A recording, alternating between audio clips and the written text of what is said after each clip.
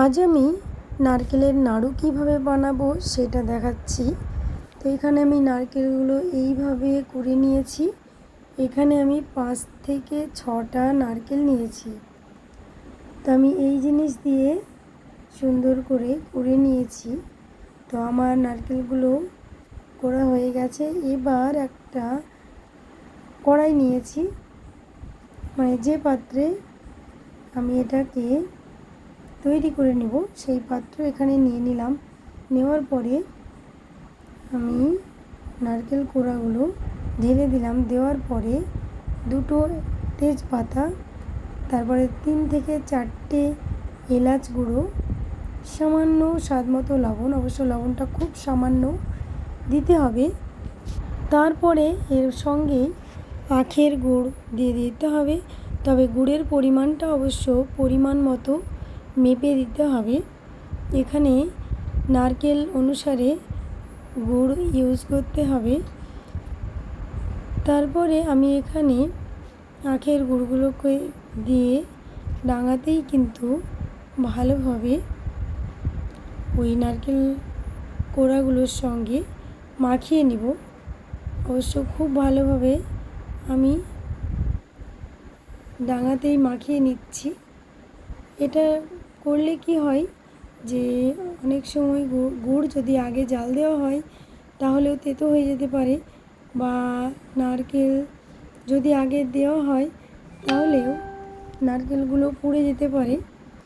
তাই আমি কি করলাম, ডাঙাতেই গুড়ের সঙ্গে নারকেলগুলোকে ভালোভাবে মেখে নিচ্ছি।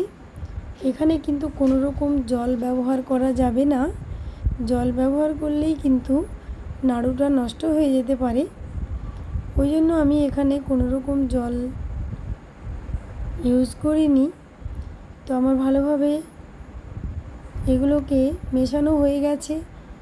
এবার এটাকে আমি ওভেনে চাপিয়ে দিব। আর ওভেনে চাপিয়ে দিয়ে অবশ্য এটাকে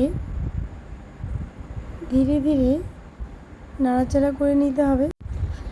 আর সঙ্গে গুড়ের নাড়ু করা কিন্তু বেশ খুব সহজ, আবার খুব কঠিন। যদি ঠিকঠাক মতো নাড়িয়ে না দেওয়া হয় তাহলে কিন্তু তলায় ধরে যেতে পারে। আর একবার যদি তলায় ধরে যায় তাহলে তিতো হয়ে যাবে। তাই অনবরত সমান তালে নাড়তে হবে, কিন্তু খুব বেশি জোরে গ্যাসের ফ্লেমটাকে অন করা যাবে না, একটু মিডিয়াম করে নিতে হবে।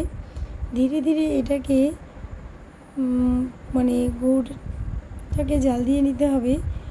তো হওয়ার মুহূর্তে বোঝাই যাবে খুন্তিটা কিন্তু অনেকটা টাইট হয়ে আসা মতো হবে।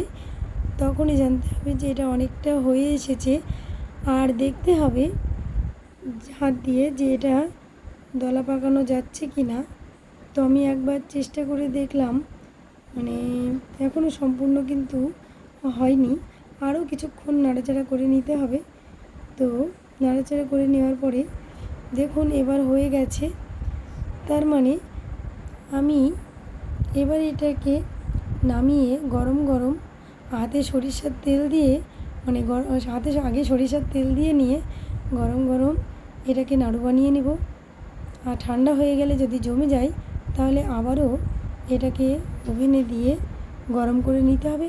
এইভাবে আপনারা বাড়িতে পুজোর আগে নাড়ু বানিয়ে খাবেন।